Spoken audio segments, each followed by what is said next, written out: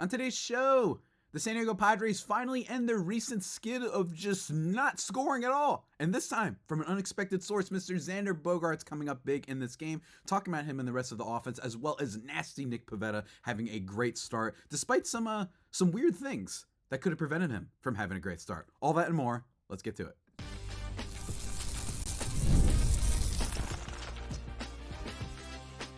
You are Locked On Padres, your daily San Diego Padres podcast. Part of the Locked On Podcast Network, your team every day. Greetings, ladies and gentlemen, and welcome to another edition of the Locked On Padres podcast, which is part of the Locked On Podcast Network, your team every day for Wednesday, April 30th. As always, I'm your host, but sometimes, occasionally, but certainly not always the most, Javier Arraez. You can follow me on Twitter /X and Blue Sky at Javipeno, Javiipeno. Feel free to reach out on there for any questions, comments, or concerns that you might have about your lovely San Diego Padres, folks. We got ourselves a W, and we're going to talk about it, guys. But first, let me just tell you, today's episode is brought to you by Monarch Money. Take control of your finances with Monarch Money. Use code LOCKEDONMLB at monarchmoney.com for 50% off your first year. Wow, really great and in some ways unexpected night for the Padres, winning this game by a score of 7-4. And it's really funny because the reason why I'm saying it's funny is because I did an episode not railing. I don't know if I railed against him, but talking about why Xander Bogaerts has been such a disappointment for this team. And during this stretch, he was a big reason for why they just weren't scoring, right? In the series over the weekend, he had multiple opportunities to drive runs in. He popped out one of them. He struck out in one of them when the runners were on base, right? Not just in a vacuum. And on top of that, the errors that we talked about, right? He just has not been very good. So it was really cool to see him succeed in this one. But first, I want to start off with, as always, the pitching matchup, right? Logan Webb versus Nick Pivetta. Easily one of those pitcher duel type of situations.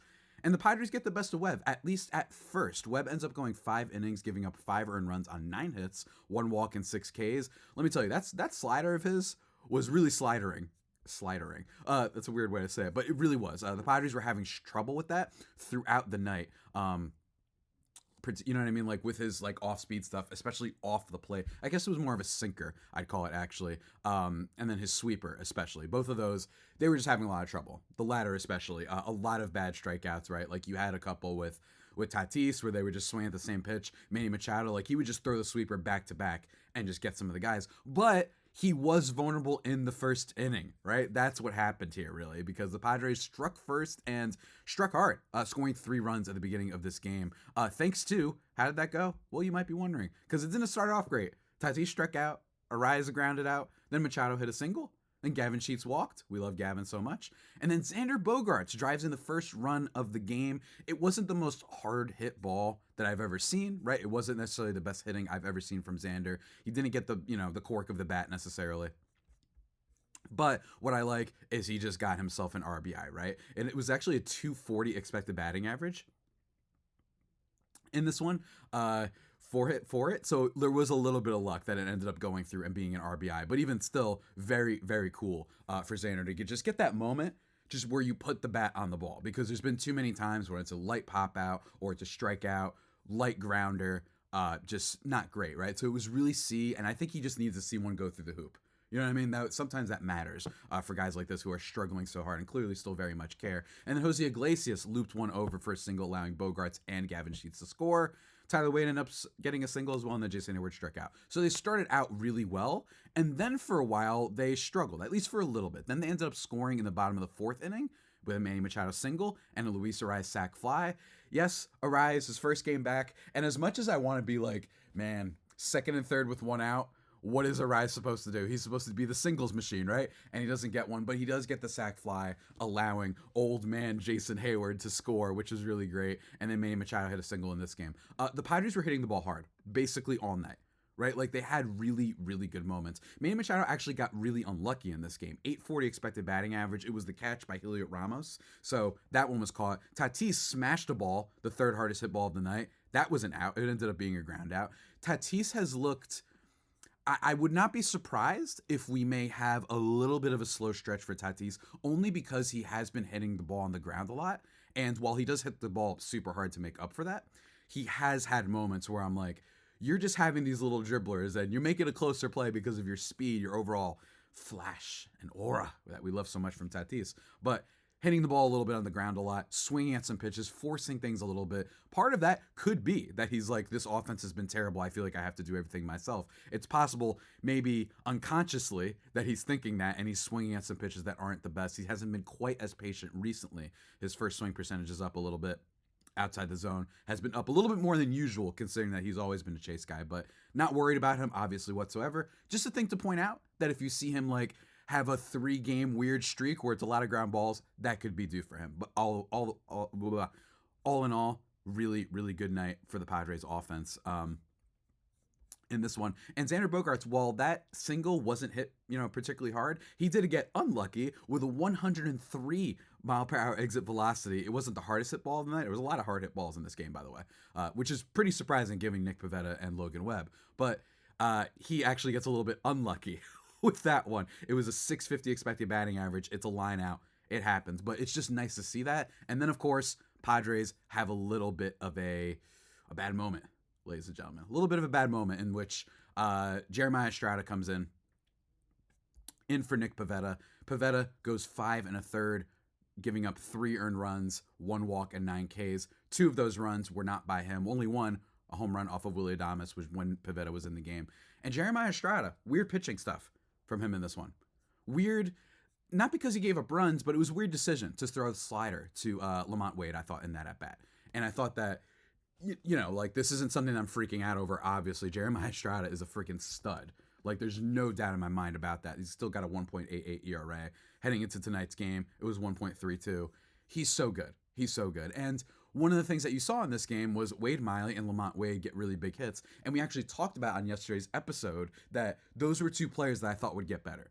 And one of the things that I find so fascinating about this Giants team is some of the players that I think might be playing above their head, right? Some of their relief pitching, some of their starting pitching, especially, maybe Tyler Fitzgerald, maybe he's overperforming. They also have some guys that I know are going to get better. Lamont Wade is just one of those guys that would be really great if he was on the Padres. I remember floating the idea a couple years ago, trading Ha-Seong Kim for him and maybe another piece.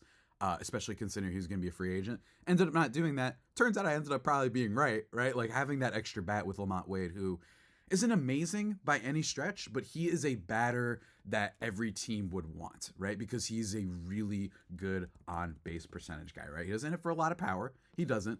But there are moments when you're like, this guy's Juan Soto light, right? Like he had 17 home runs as was his season high. But overall, he hasn't really had a low on-base percentage with the exception of 2022 when he was really hurt and didn't play in many games. He only played in 77. But other than that, he's had a 370, 380 on base before. Like, he's just pretty good at drawing walks. Lamont Wade, I think. Last year, 119 WRC+.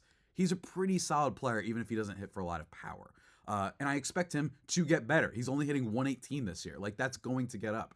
And what happens? He ends up getting a big hit in this one. I didn't like the pitch decision by Jeremiah Estrada in this game to him because it was a lefty bat and throwing that slider just wasn't the pitch I would have gone with. But again, it's whatever. He's still so good. I'm not going to freak out and say, wow, what a dumb moment for Estrada. And in general, this bullpen could get lit up a couple times and I'm still going to defend it because I still think it's going to be awesome for the majority of the year. And more importantly, it's been so good that they are due at some point to give up some runs, right? I don't know if this is going to be as historically good as Cleveland's was last year. I mean, it has been so far, but it's totally fair to be like, open yourselves up for if the bullpen has a bad game, they're owed one. You know what I mean? That one's on them. Like, they could do it. It's okay. We don't have to be upset. But we got more things to talk about in this game, including Xander Bogaerts' big moment, which I've been saving. I don't know why. I've been saving it. But also a little bit of a word about Nick Pivetta. But first, just a word from our sponsors. And folks, one of our sponsors, you heard at the top of this show, it is the folks who help you out with your finances. That's right, folks. It is Monarch Money. If you ever check your bank account and wonder, where did all my money go? Well, if you're dining out a lot, if you're going to bars, if you're buying weird little bobbleheads and whatnot, whatever it is, it's easy to lose track. That's where Monarch Money comes in, your personal CFO, giving you full visibility and control over your finances. Monarch Money isn't just a budgeting app either. It's a complete financial command center. You can track all your accounts, investments, and spending in one place. so you stop just managing your money and start building wealth.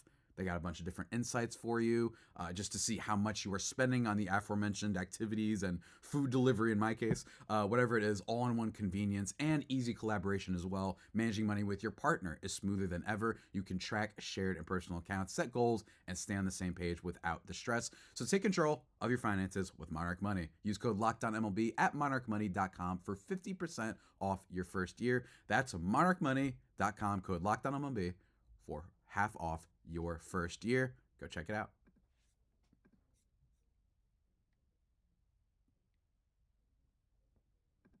And just like that, everybody, we are back thriving and vibing here in the Locked On Padres podcast. Again, follow me on Twitter /X and Blue Sky at Javipeno, JAVIIPENO. Would love to hear from you folks.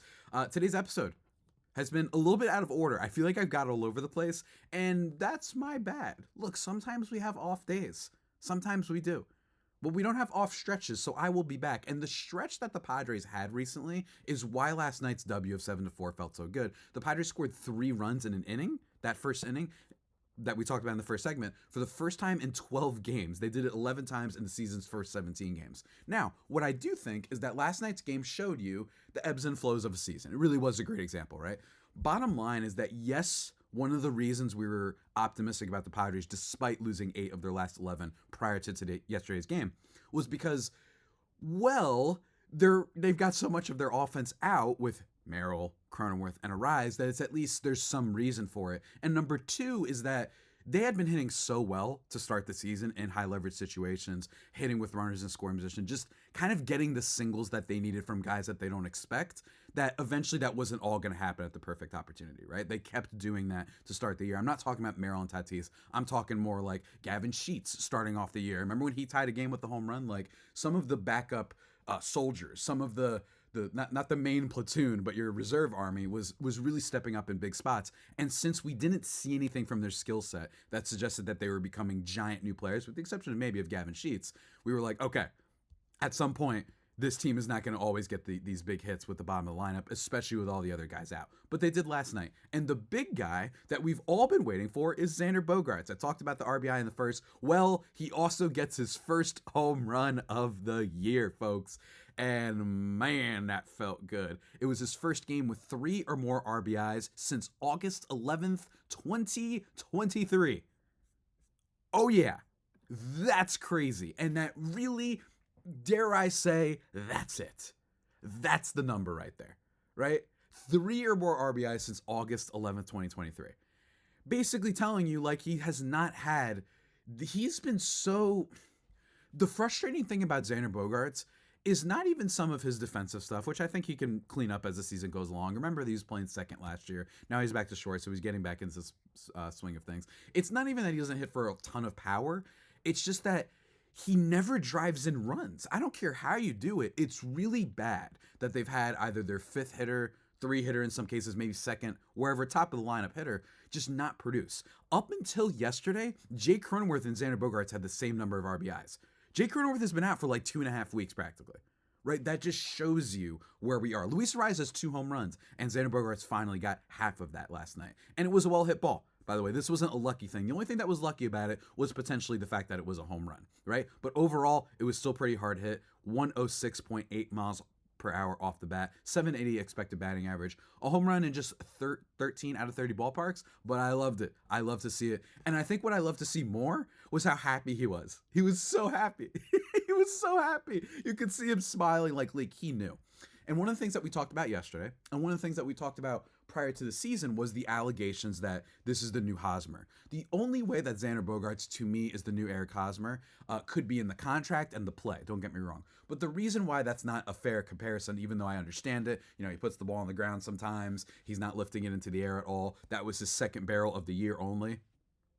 I think that it needs to be taken into account that Bogaerts is infinitely more, or I should say less of a San Diego problem, right? Where Hosmer famously was just not, he did not seem to be part of Padres culture. He seemed to be part of the team culture, like the players in that locker room. But overall, everyone was just like, well, where is this guy? And then if he stinks, grounds into 2 double plays, makes an error, makes 2 errors actually in a game, then all of a sudden an article will come out that's like, yeah, but he's so great in the locker room. So everyone was just so frustrated and tired of it. With Xander Bogaerts, he's kind of a class act. He was that way in Boston the whole time there.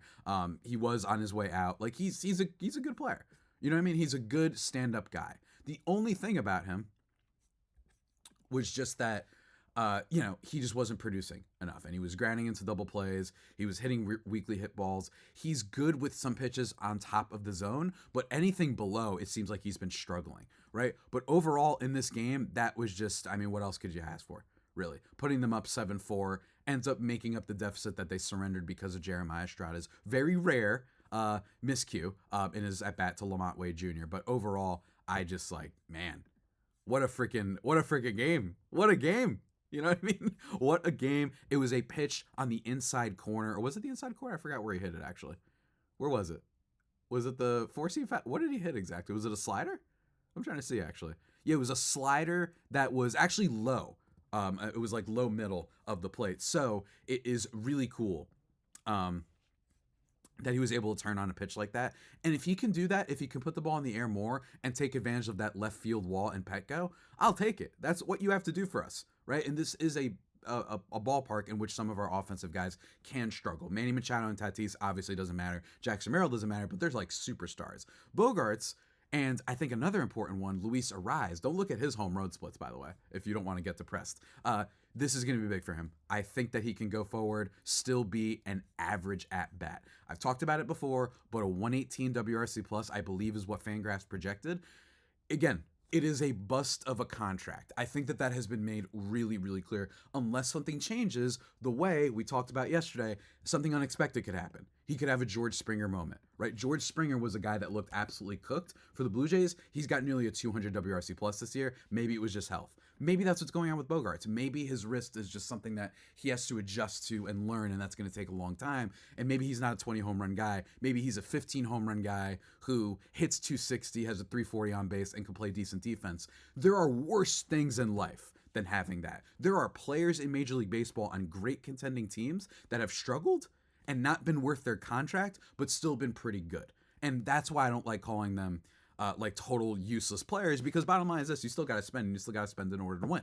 We've seen that over the course of baseball history. You need to do that. Not a ton, but you do need to do it at some point. You need to take those risks. So if Xander Bogaerts can just be an average, slightly above average bat, I think the Padres are cooking. I think you take that. You're like, okay, because if he can be that, I promise you what we're asking for, that's something he could deliver for a bunch of years down the line. Again, it's not what you wanted. You wanted more. But it is important to remember that first season was a fluky, I didn't hit with runners on base season. It was incredible. Like, I remember Gary Sanchez had more RBIs than him at one point. And Gary Sanchez got added to the team like in the second half. I just think that Bogaerts, I'm still not optimistic. I'm not, it's not that I'm not optimistic. I'm not like, yeah, we're back. You know what I mean? Because bottom line is it was a home run in only 13 out of 30 ballparks, and that was only his second barrel of the year. Like, it's still going to be tough for him. It is. And I think that while he isn't the only reason this Padres team could fall, he is still going to be a big piece of that. Like, he's going to be a big piece that determines how good this offense can be if they just have someone in there who can rip some doubles every now and then, just be a solid bat. You know, do you want more than that? Of course you do. I wish he could do what Jerickson Profar did last year. I wish he could just be Donovan Solano, though, at the plate. If he does that, then we'll worry about the contract later. You know what I mean? Like, let's focus on the now. We got Merrill, we got Machado, we got Tatis. And Machado, by the way, still getting unlucky. I know some people are like, they've been complaining about him recently, but 2 for 4 in this game with an RBI, and he should have probably been 3 for 4, because if not for a great catch by Heliot Ramos that we mentioned in the first segment, I'm not worried about him. But the data on Xander Bogaerts means I still got to see a little bit more. I'm hoping he steps it up. The one thing in his favor is what we said all the time. You don't tend to be abysmal with runners on base in back-to-back years. It usually there's a regression to the mean. So hopefully that happens here. I am looking forward to it. But folks, that's not it. We also got to talk about Nasty Nick, who I haven't talked about enough. Nick Pivetta. I want y'all to give me my flowers. I want them. I want you to comment right below this video. I want flower emojis. I want king emojis. I want devil smile emojis, whatever. Because this was my bold prediction of this year, And so far, it is coming true. We're going to talk about that more in the last segment, as well as talk a little bit about today's game in just a minute, folks. But first, a word from our sponsors. And what is one of our sponsors? Well, you heard about Monarch Money. Now let me tell you about something wonderful.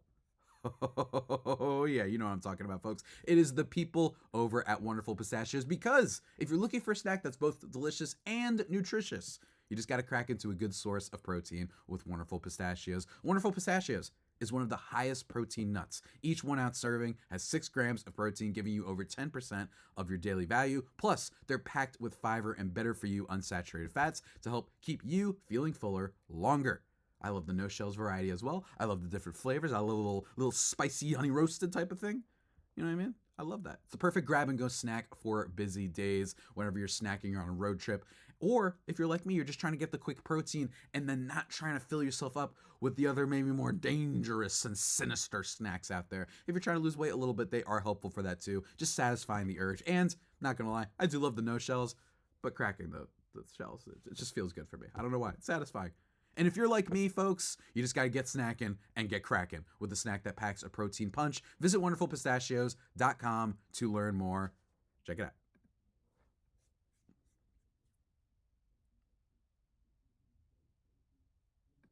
And we're thriving and vibing here into the last segment of this here podcast of Unlocked, folks. Javier Arraez, of course. Thank you for making us your first listen every day, free and available on all platforms. Let's talk about Nick Pivetta, who I alluded to talking about, and then I got caught up in the offense, and I kind of went into like a play-by-play recap mode. I don't know. I'm tired. I didn't get a lot of sleep last night. My apologies. It won't happen again, I promise you. After Michael King throws a perfect game tomorrow, or today, by the time you're listening to this, you will be getting the Michael King breakdown first. But here's the thing. We're going to talk a lot about Xander, and we did talk a lot about Xander. That's going to be the big takeaway from last night, because he was great. But Nick Pivetta needs to be brought up, because while, yes, on surface value, that wasn't the greatest start in the world, right? 5 1/3, 3 earned runs on 5 hits, but he did strike out 9, and he only walked 1. And 2 of those runs came in when Jeremiah Estrada was unable to leave them stranded, right? With the Jung Ho Lee single, and especially the Lamont Wade double. That I didn't like the pitch selection he threw there, especially against a lefty outside part of the plate. Wade is just a good contact hitter in some ways. So unfortunately, he hit a double, allowing Heliot Ramos and Jung Ho Lee to score. So could they have kept him in the game? You know what I mean? Like, should they have kept Nick Pivetta in the game? It's a fair critique of Mike Schilt. Not one that I'm going to levy at him in full force. Let me be very clear. I'm not going to hate this guy for that. But could he have stayed in the game? Possibly. But it doesn't matter. He was awesome in this game, guys. 9 strikeouts, like I said. And I think the thing with Pivetta has been, on top of the fact that you guys should be giving me credit, because I did say my bold prediction is that Nick Pivetta would be an all-star. He's one of the ERA leaders in the league this year. He's been just sensational in basically every aspect that the Padres could have hoped for. And I think that one thing that's really key about Pivetta last night is also, while he generated, it was like, it's kind of, he was complaining at one point in this game. This was mentioned from the Kevin Acee kind of news and notes in the aftermath of yesterday's game, that he kind of was not barking, but he was a little bit annoyed and incensed at Patrick Bailey and blamed him a little bit. Now you might be wondering, well, why is that? It's because, according to Nick Pivetta, he thinks that he was tipping his pitches a little bit, which would explain a little bit why he generated 25 swings from his 4-seam fastball, right? 7 whiffs on them, but it's like, that's a whole lot of swings, right? Like, it seems like they kind of knew what was coming, and he mostly went fastball sweeper last night, threw a couple of curveballs. The curveballs looked great, by the way. And it felt like, okay, maybe that would explain things. They had to take him out. He had to adjust. And maybe that's why they took him out a little bit early with just 89 pitches. But that was mentioned, and that's probably a reason, right, for why, that he was a little bit annoyed, or maybe why he was taken out early in the game. It was great because after they had that mound visit, he was like, hey, what's going on here? They struck out Mike Yastrzemski. Mike Yastrzemski, by the way, having a really good season, so that was great. Got the big strikeout when they needed it. Basically just 1 home run to Willie Adames, a really big power hitter that we talked about heading into yesterday's game. But Pivetta really has been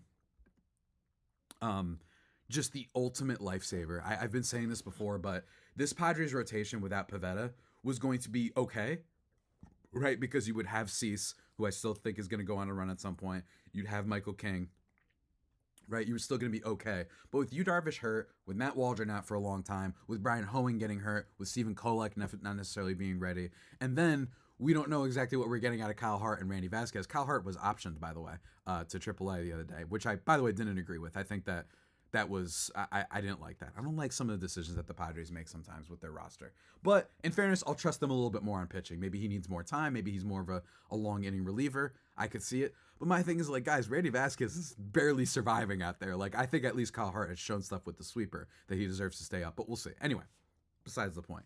Nick Pivetta being that third guy has been great, and he's been even better considering that they have had some struggles with Michael King at times, but more so Dylan Cease, right? And the fact that Yu Darvish is still injured. We're expecting him back sometime in June, hopefully by then, and that will be some much-needed depth for this rotation.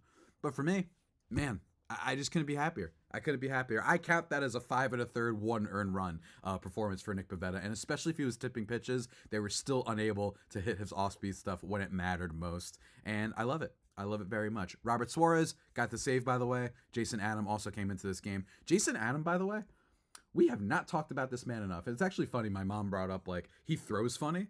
Like, it's a weird release. And I'm like, yeah, but this guy has a 0.56 ERA. He didn't give up a hit last night. He struck out 2. He has been obscene this year. And don't get me wrong, he's always been good. Let me be very clear. With the exception of, like, 2021. He was randomly not very good. But in Tampa, he figured something out. 1.56 ERA, then 2.98, 1.01, 2.49, and then 0.56. This was an underrated trade by A.J. Preller. I'm actually kind of okay with the fact that they made this one. I'm still worried about how Robbie Snelling turns out, if he's going to be a decent, back-end guy. That's a little bit unfortunate. But one thing's for sure is that Jason Adams is a stud, and they got him for not just last year, but this year too. And that's just amazing, amazing news. And what's really great about this too is that some people might be saying, oh, but he's a free agent after this year. He's going to get paid so much money. This is a peak contract year moment. It's okay, because the Padres still have Suarez, Estrada. You've got Sean Reynolds coming back at some point. You've got Yuki Matsui. You've got Wandy Peralta, right? Like, you've got some relievers in here. So it's one of those situations where it's okay. And I felt the same way about Tanner Scott, where I would have loved to keep him. Obviously, that would be dope. But I was like, you know what? The rest of his bullpen is pretty good. So he's really great. And then Robert Suarez comes in and he gets 1 inning, no strikeouts. Does give up 1 hard hit, right? A little bit of a hard hit. Not literally a hit, but one was hit pretty hard. So it was a little bit concerning on that one. But overall, really, really great. It was actually, I think it was hit 100 miles off of him. Is that true? Is that what I'm seeing right now? Like, he had one exit velo of 100 miles per hour. I'm actually trying to see that right now. Was it the bottom of the 9th inning? I don't know. But whatever. I think that, it was the Heliot Ramos fly out. 930 expected batting average. Did not end up being a hit. Thank God. I would not be surprised, and I'm just hoping that when it happens, it's a solo shot, but be ready for that. It actually could happen very soon, I think, Robert Suarez, at some point. But I'm still feeling really good about him, and we'll have to see. Considering that nobody wanted to trade for Robert Suarez in this offseason, and they had him on the market, a lot of teams, especially teams like the Cubs, must be like, dang. We could have used that extra reliever. But I get it, because Robert Suarez showed some concerns in the second half. So hopefully you can keep this up. And even if it does get a little bit worse, it's because of Estrada. It's because of Yuki. It's because of Wandy. Nice, awesome moment that he's been having a bounce back season. Maybe AJ Preller. I was not familiar with your game. A little bit of a delayed return on investment with him. And then you've got Adam and you've got Yuki. And then you've got some other guys coming back. Great bullpen, no doubt about that. Overall, a great victory for the Padres.